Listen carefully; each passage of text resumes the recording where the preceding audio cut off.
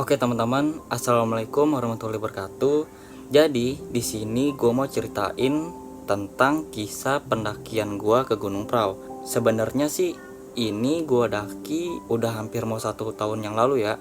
Itu sekitar tanggal 23 Mei 2019. Berarti udah mau 1 tahun yang lalu kan. Nah di kisah pendakian ini gue itu bisa dibilang sedih, bodoh, atau yang lainnya lah. Pokoknya tergantung nanti teman-teman nilainya gimana kan. Dan video ini bisa dijadiin pelajaran juga nih buat teman-teman yang mungkin nanti mau ke Gunung Prau atau ke gunung lainnya, supaya nggak terjadi kayak video yang mau gue ceritain ini. Jadi untuk teman-teman jangan di skip-skip ya, biar teman-teman tahu, bisa pelajarin dari video ini. Oke? Nah, gue mau ceritain rencana awalnya dulu nih kayak gimana, biar teman-teman nanti nggak bingung denger ceritanya. Jadi rencana awalnya tuh begini, kan gue ngedaki 6 orang tuh, 5 orang dari Semarang dan gue sendiri dari Jakarta. Yang dari Semarang itu mereka pada bawa motor, karena dari Semarang ke Wonosobo kan nggak sejauh dari Jakarta ke Wonosobo kan, jadi mereka pada bawa motor. Pokoknya tuh gue berangkat tanggal 23 Mei 2019 itu di hari Kamis, berarti kan besoknya Jumat kan. Nah udah tuh tanggal 23 Mei kita berangkat malam. Gue berangkat dari Jakarta sekitar jam 8 malam. Mereka berangkat dari Semarang sekitar jam 11 atau jam 12 gitulah. Terus mereka langsung ke base camp Patak Banteng Gunung Prau. Mereka mau nungguin gue di sana. Kalau gue udah sampai di terminal Mendolo, baru dah tuh mereka jemput gue. Jadi gue ngerencanain kayak begini. Kan gue berangkat malam Jumat, itu sekitar jam 8 malaman kan. Karena gue udah pernah ke Gunung Prau sebelumnya, ya paling pahitnya nyampe di terminal Wonosobo itu sekitar jam 9 pagi lah. Itu pahitnya kan. Pokok gue ngitungnya tuh jam 9 nyampe di Wonosobo, mereka jemput gua, terus kita bareng-bareng lagi ke base camp Gunung Prau. Dan rencananya itu kita ngedaki setelah selesai Jumatan, karena kan itu udah masuk di hari Jumat kan. Pokok tuh selesai Jumatan kita start ngedaki, ya paling sampai di puncak ya sekitar abis asar lah, sekitar jam 3 atau jam 4-an sore gitu kan. Pokok tuh ekspektasi gue bakalan buka di puncak Gunung Prau, ditemenin samudra awan, ditemenin pemandangan Gunung Sindoro, Sumbing, Kembang, Merbabu, Merapi, ya pokoknya masih banyak yang lainnya lah. Ekspektasi gue sih ya bakalan mantep nih gue buka di atas gunung kan.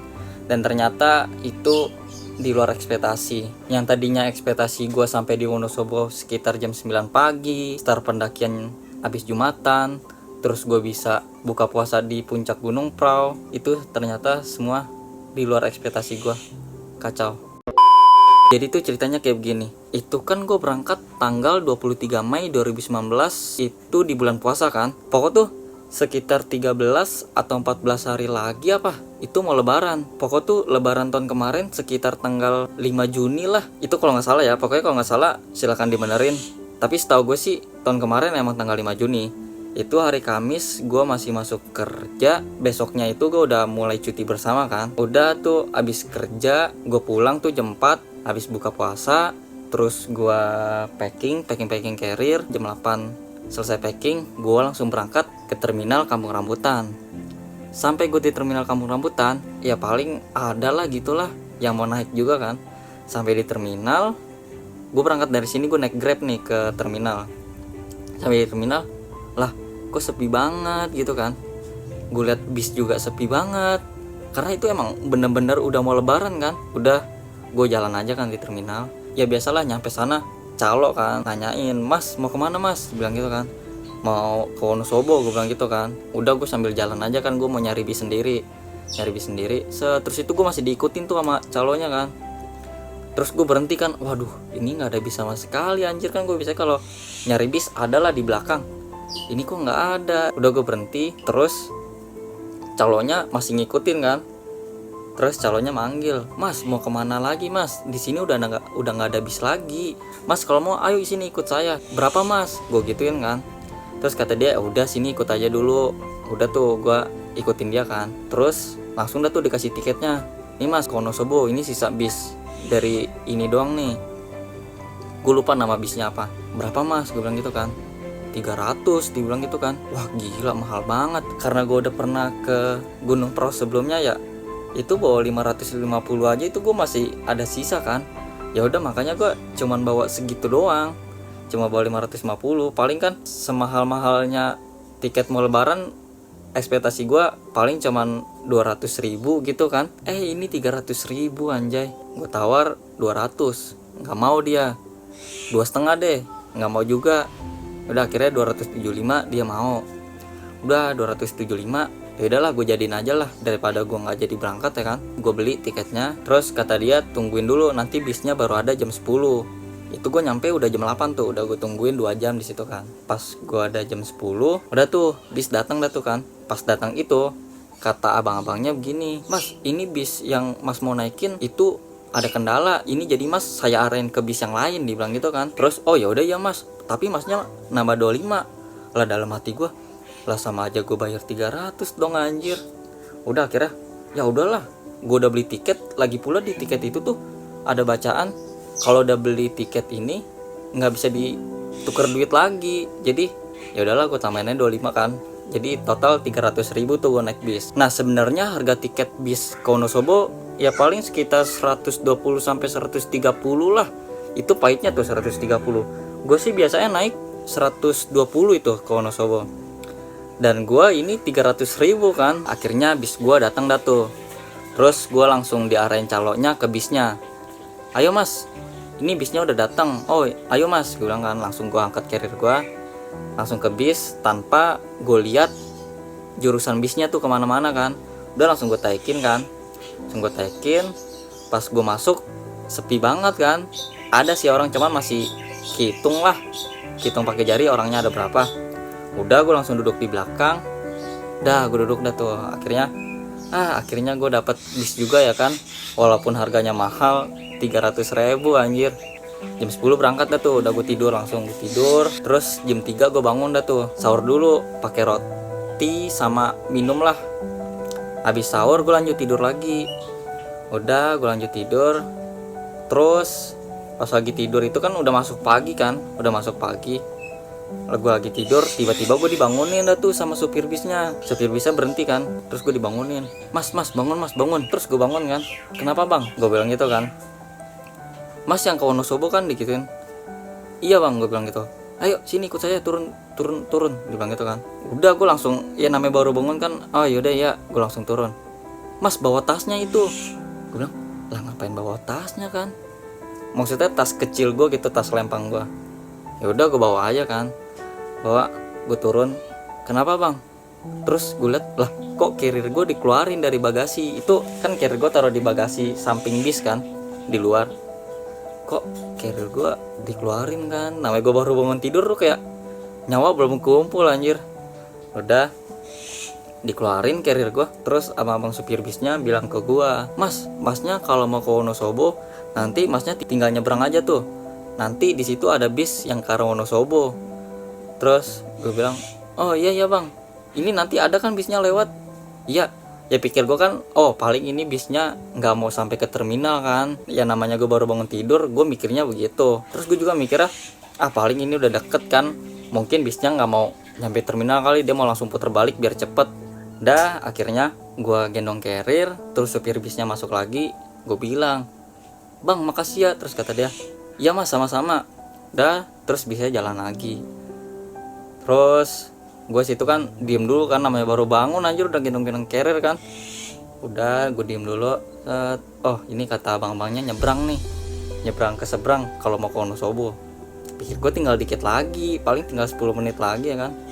Langsung dong gue ngecek maps nih. Oh gue di Tegal. Ya udah gue jalan lagi. Gue arahin nih dari posisi gue ke terminal Mendolo. Gue arahin, wah anjir masih 4 jam lagi. Wah udah tuh di situ gue, wah bangun tidur langsung shock anjing. Langsung kayak, lah anjir ini kok masih jauh ternyata kan. Terus gue ngabarin yang orang dari Semarang. Kan orang dari Semarang itu kan tadi udah gue ceritain tuh, orang dari Semarang itu udah sampai di base camp. Gue kabarin, ini gue diturunin nih di Tegal gitu kan. Cuman nggak aktif, gue teleponin juga nggak diangkat. Nah di situ gue makin kepikiran tuh, apa jangan-jangan gue dibohongin gitu kan. Gue udah sampai sini, ternyata dia bohong kalau dia udah di base camp. Apa dia nggak jadi ini kan? Wah masa iya sih, udah di situ pikiran gue, aduh udah stres dah tuh gue di situ kan. Gue PP-in nggak dibales-bales, gue teleponin juga nggak aktif. Aduh masa iya sih gue dibohongin kan. Udahlah akhirnya gue diem aja lagi dah. Ada nyamperin gue tukang ojek, mas mau kemana mas, digituin. Ini mau ke Wonosobo pak, gue bilang gitu kan. Terus kata dia, oh kalau mau ke Wonosobo ayo masnya ke terminal Tegal aja dulu. Oh di sini ada terminal pak, gue bilang gitu. Ada mas, dia bilang gitu. Yaudah ayo deh pak ke terminal dulu, gue bilang gitu kan. Tapi ini ongkos berapa nih ke terminal? 50.000, dia bilang gitu kan. Ya udahlah, gue tanya kan, ini dari sini ke terminal masih jauh pak, gue bilang gitu kan. Masih, dia lumayan jauh kalau jalan kaki, dia bilang gitu kan. Oh ya udah, ayo udah 50.000 udah. Itu di situ emang pikiran gue udah hancur banget lah. Pokoknya udahlah gue naikin aja 50.000. Gue naikin 50.000 ke terminal. Udah terminal. Terus pak ini masih jauh, itu deh dikit lagi terminalnya. Ternyata deket banget anjir. Itu kalau gue jalan kaki ya paling 15 menit lah kalau gue jalan kaki. Bilang, lah anjir deket banget, ini gue 50.000, mana udah gue iyain lagi. Ya udahlah akhirnya nyampe di terminal. Enggak, di seberang terminal dulu. Itu di seberang terminal udah gue kasih gocap tuh 50.000 ya. Terus gue turun, terus gue bilang makasih pak ya. Itu sebenarnya gue kesel banget itu, kata dia jauh ternyata deket banget itu. Gue turun, akhirnya orang yang Semarang itu bales dah tuh chat gue aktif. Langsung gue telepon, halo ini gue diturunin di Tegal, dia bilang gitu. Gue bilang gitu kan. Terus dia bilang, lah kok bisa sih? Iya jadi ya pokoknya gue ditipu lah tuh sama Tobis kan. Gue gituin, ya terus gimana dong, dia bilang gitu. Ya nggak tahu ini gue gimana, tapi ini lu jemput gue nggak bisa, gue gituin kan. Terus kata dia, ya nggak bisa kan, masih jauh banget itu dari Tegal ke Wonosobo, kata dia gitu. Gue bilang iya juga sih, ya udahlah bentar nanti gue telepon lagi. Udah akhirnya gue nyebrang dulu, gue nyebrang ke terminal. Ditawarin gini, mas mau kemana mas, digituin. Mau ke Wonosobo pak, gue gituin kan. Terus kata bapak-bapaknya, oh mas kalau mau ke Wonosobo bis langsung ke Wonosobo itu udah nggak ada, dibilang gitu. Ya terus kemana dulu pak, gue gituin kan. Masnya kalau mau ke Semarang dulu, terus dari Semarang baru masnya lanjut ke Wonosobo. Dalam hati gue, lah jadi 2 kali dong, gue bilang kan. Gue tanya aja iseng kan, berapa pak kalau ke Semarang dulu? Kalau dari Tegal ke Semarang itu 200.000, terus dari Semarang ke Wonosobo 200.000. Lalu gue bilang, lah 400.000 dong, duit gue aja tinggal, itu kan udah kepake 3,5 ya, itu tinggal 200.000 kan duit gue. Ya nggak cukup ini duit gue bilang kan. Gue mau itu bis yang sekali berangkat aja deh. Udah akhirnya gue jalan lagi. Oh yaudah pak, nggak jadi deh pak, makasih ya. Udah gue jalan lagi ke depan. Ada lagi yang nawarin, mas mau kemana mas? Mau ke Wonosobo pak, gue gituin kan. Udah, oh yaudah sini mas, ayo sini ikut saya. Ada pak, gue bilang kan. Ada, yaudah ayo ikut saya. Gue udah, mas tungguin di sini aja dulu ya, dia bilang gitu. Udah gue tungguin. Gue tanya kan, pak tapi ini bener ada gak, gue gituin kan. Soalnya kan gue juga ngejar waktu. Gue kan janji ke dia, gue sekitar jam 9 atau jam 10 gue udah sampai di terminal Wonosobo kan. Terus gue nelpon dia lagi nih, halo, gue bilang gitu kan. Ini gue udah dapat bis nih ke arah Wonosobo, gue bilang gitu. Kata dia, udah naik yang lain aja. Lah naik apa lagi, gue bilang gitu kan. Terus kata dia, udah naik Grab aja. Wah masa ya naik Grab anjir, gue bilang kan. Udah, terus gue mikir, aduh gue naik Grab apa enggak ya, udah gue matiin kan, gue matiin lagi. Terus gue catatan lagi kan, ini gimana nih, gue bilang gitu kan. Gue naik bis aja kali ya, gue bilang gitu kan. Kata dia, ya nanti malah kelamaan lagi, dia bilang gitu kan. Ya juga sih. Udah gue langsung ngecek Grab. Dari terminal Tegal ke gue langsung ngarahin ke base camp Patak Banteng. Gue cek, anjir ternyata berapa, 550.000. Gila tuh, 500.000 anjir. Udah akhirnya gue screenshot set, gue kirim ke dia, nih Grab 550.000, yaudah naikin aja. Di situ gue anjir, dia nggak tahu aja duit gue udah tinggal dikit gara-gara tadi naik bis 300.000 sama naik ojek 50.000, sedangkan duit gue udah sisa 200.000 kan. Terus kata dia, udah naik aja nggak apa-apa, yaudahlah nanti kalau gue udah sampai Jakarta gue ganti duit lu, gue bilang gitu kan. Udah nanti gampang masalah ganti-ganti mah, yang penting lu sampai sini aja dulu, dibilang gitu kan. Gue pesen dah tuh Grab ya kan, nggak sampai 10 detik lah ada yang nerima. Lah ini ada yang mau kan, ternyata lah ada yang mau anjir dalam hati gue. Ya udah akhirnya langsung ngecat, mas ini bener mas ke Wonosobo itu. Grab juga nggak percaya kan, gue bilang bener pak, gue gituin kan. Udah akhirnya yaudah mas tunggu ya, tunggu di situ ya. Udah gue tungguin kan, gue tungguin. Oh iya itu gue naik grab mobil ya, makanya 550.000. Terus gue tungguin, akhirnya dia datang dah tuh, datang pakai motor. Terus dia datang pakai motor langsung manggil, mas Randy ya, dibilang gitu. Iya mas, gue gituin kan. Terus dalam hati gue, lah kok ini orang pakai motor ya. Terus dia langsung ngomong, mas maaf ya mas, saya pakai motor dulu, dia bilang gitu, karena mobilnya masih di rumah saya ini lagi di kantor, saya lagi kerja, dibilang gitu kan. Terus ini saya gimana mas, nunggu sini aja apa gimana, gue gituin kan. Terus kata dia, udah mas ini naik aja dulu, ikut saya ke kantor dulu. Nah di situ gue curiga dong, masa dia naik motor dulu terus gue disuruh ikut ke kantor kan. Udahlah gue naikin aja dulu lah. Itu emang orangnya juga serem banget anjir, gede tinggi. Udah kira gue naik motornya, terus jalan ke kantornya dulu tuh, ke kantornya. Sampai di kantornya gue bilang, lah ini kok nggak ada mobilnya mas, mana mas mobilnya mas, gue gituin kan. Terus kata masnya, ini kan mobil saya di rumah, saya bilang. Oh yaudah, udah jam 10 dah tuh, jam 10 deh keluar. Mas ayo mas ke rumah saya ambil mobil. Udah akhirnya naik motor lagi dah tuh ke rumah dia, naik motor. Udah terus gue cerita lah sama dia kenapa gue bisa naik grab gitu sama dia gitu kan. Gue ceritain semuanya. Udah akhirnya sampai ke rumahnya. Itu gue kayak juga percaya nggak percaya sih sama itu grab. Saya gimana ya, ya namanya gue orang jauh gitu kan, ngeri dibohongin, ngeri gue antar lagi di tengah jalan terus gue kayak dia udah janjian sama temennya kan. Itu pokoknya pikiran gue udah jelek banget deh. Udah gue sampai di rumahnya. Itu gue screenshot posisi gue lagi di mana pakai maps. Ini gue buka maps, posisi gue lagi sini, gue screenshot. Terus kayak di jalan apa gitu, pokoknya gue lupa. Gue screenshot posisi gue, terus gue foto rumahnya, gue foto plat mobilnya. Soalnya itu buat apa? Buat kalau misalnya gue kenapa-napa, kayak gue misalnya ntar diapa-apain nih gini, gue tuh kayak ini nih posisi terakhir gue gitu. Posisi terakhir gue di sini, rumahnya ini, terus plat mobilnya ini, gitu kan. Maksud gue tuh buat kalau nanti gue kenapa-napa, buat gue kirim ke teman gue posisi terakhir gue kan. Udah akhirnya nyampe di rumahnya, preparein mobil. Udah akhirnya udahlah masuk mobil. Udah pokoknya gue harus yakin lah pokoknya. Udah naik mobil jalan terus cita-cita tuh gue masih panik tuh, masih kayak takut lah, ngeri. Udah akhirnya gue cerita di sepanjang jalan. Terus gue mikir, oh ternyata ini orangnya baik anjir kan. Ya pokoknya orangnya enak diajak ngobrol lah. Udah 2:30 itu keadaan gue udah mau sampai di base camp Patak Banteng tuh. Gue liat di maps kan, di maps tuh kayak 10 menit lagi sampai mau di base camp.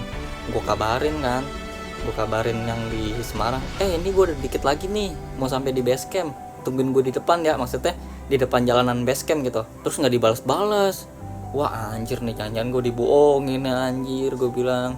Udah terus, wah nih dikit lagi gue mau sampai base camp tapi dia belum balas. Gimana nanti gue bayar pakai apaan anjir? Udah gitu gue juga tuh nggak bawa ATM anjir. Gue bingung nanti mau bayar gimana kan. Udah terus sampai dah tuh di pinggir jalan base camp. Tunggu mas ya, teman saya masih di base camp. Tungguin sebentar. Udah gue keluar. Ini nggak dibalas anjir. Gue teleponin nggak diangkat. Gue bilang, duh gimana ini anjir, gue bilang. Gue teleponin lama kali, ada 15 menit lah. Gue teleponin terus diangkat akhirnya tuh sama dia. Terus kata dia, ini lo di mana? Ini gue udah di depan base camp anjir, lo lama banget, ini gue nggak enak nih sama bang Grabnya. Udah akhirnya teman gue nyamperin.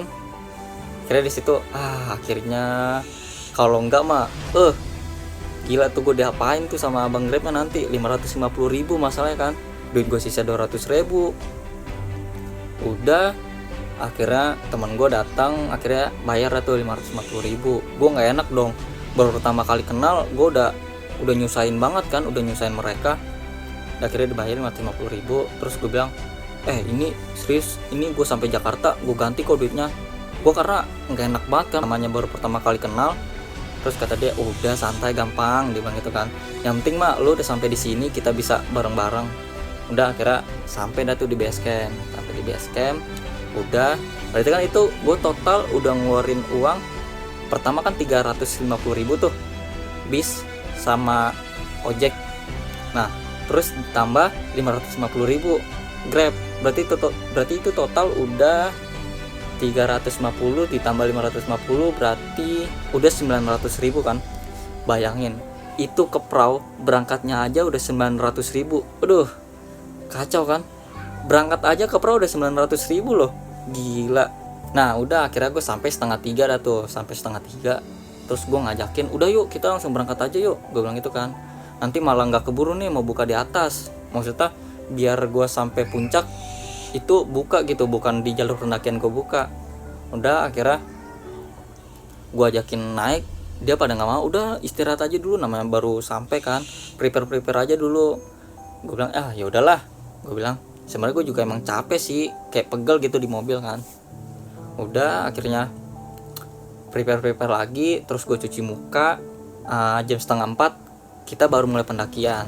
3:30 udah kita mulai pendakian, dan ternyata itu di luar ekspektasi gue jadinya buka di jalur pendakian, nggak jadi buka yang ekspektasi gue buka, ditemenin samudra awan, terus ngeliat pemandangan gunung Sindoro, Sumbing, dan yang lain-lain. Itu di luar ekspektasi gue, jadinya buka di jalur pendakian. Udah gue buka, pokoknya abis maghrib gue baru sampai puncak. Udah sampai puncak, wah itu bener-bener Prau enak banget sih, sepi banget itu bulan puasa. Itu tenda, itu yang ngebangun tenda pokoknya bisa dihitung lah ada berapa tenda. Ini lanjut ke besoknya ya. Udah ke besokannya gue turun udah sampai di bawah lagi, udah sampai di base camp lagi. Sampai di base camp gue bingung tuh mau naik apa lagi. Kalau gue mau naik bis ntar gue ngeri dibohongin lagi, udah gitu juga bis mahal banget kan, 300.000. Ntar yang ada gue malah diturunin di tempat lain, namanya trauma ya kan. Kata yang orang-orang Semarang, kalau mau naik kereta aja, dia bilang gitu kan. Gue bilang iya juga sih naik kereta, tapi naik kereta dari mana mas? Gue bilang gitu kan. Dari Semarang mas, sekalian kita pada pulang. Dibilang gitu kan. Oh ya udah ayo mas, kan rumah mereka pada di Semarang kan. Udah akhirnya jam 5 gue berangkat dari base camp dah tuh, gue naik motor. Udah ke Semarang, sekalian dia pulang. Udah akhirnya nyampe di Semarang sekitar jam 7. Udah sampai di sana, gue nanya tiket kereta, akhirnya ada 350 tiket kereta. Gue bilang ada nih tiket kereta 350, tapi duit gue kurang 150, gue bilang gitu kan. Karena kan tadi yang naik Grab duit gue nggak gue keluarin buat naik Grab kan, soalnya tadi 550 naik Grab pakai uang mereka semua tuh, 200-nya masih gue pegang kan. Ini gue ada nih 200.000 doang tapi kurang 150. Terus dibilang udah nih pakai duit kita aja dulu nih 150. Nggak apa-apa nih, nggak apa-apa, aduh gue udah nyusahin banget ini, gue bilang gitu kan. Yaudah nggak apa-apa, dibilang gitu kan. Terus gue bilang yaudah nanti gue udah sampai Jakarta gue ganti kok, gue bilang gitu kan. Udah akhirnya kasih 150. Terus udah akhirnya gue beli tiketnya tuh 350.000 ke arah Pasar Senen kan. Dan akhirnya yaudah gue berangkat ke Jakarta.